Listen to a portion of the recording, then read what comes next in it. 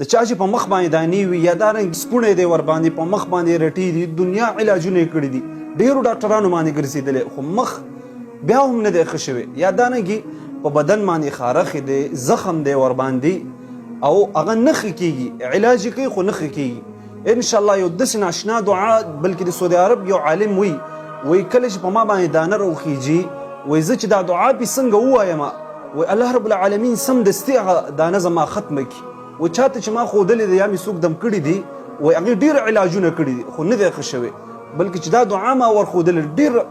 قیمتي او ناشنا دعا ده چې الله رب العالمین به انشاءالله دا ستاسو چې په مخ باندې کومې دانې دي رټې دي یا بدن باندې خارښ دی سپوڼې دی الله رب العالمین ضرور دې سره ښه کوي.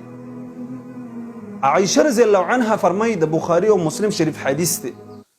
او وایي چې د الله نبی صلی الله علیه وسلم ته به داسې یو کس راغلی چې هغه باندې به دانې وي یا به سپوڼې ورباندې یا به زخم و په هغې باندې خارق به نو نبی صلی الله علیه وسلم به دا طریقه کوله چې د خپل ښی لاس مبارک چې کوم دی دا به یې راواغستل او دا ګوته چې کوم د مسواکۍ ګوته دا به یې په لاړو مبارکو باندې لمده که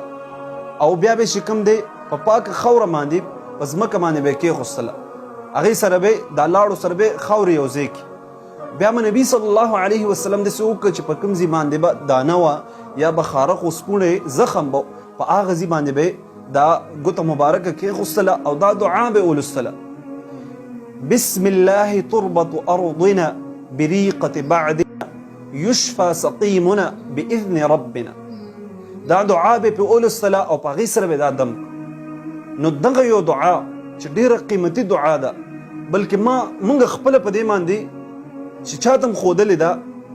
او یا بیمار پې دم کو نو الله رب العالمین ضرور شفا ورکوي دا دعا د الله نبی صلی الله علیه وسلم ښودلې ده نو انشاءالله په دغه طریقې سره تاسو عمل وکئ چا په مخ باندې دانې وي سپوڼه وي ورباندې خارښ وي ورباندې نو دا طریقه دې وکړي الله رب العالمین به انشاءالله ضرور شفا ورکوي ځکه چې دا د الله نبی صلی الله علیه وسلم دا دعا ښودلې ده او د الله د رسول صلی الله علیه وسلم په دعاګانو کې الله ډېر ناشنا کمال ایښی دی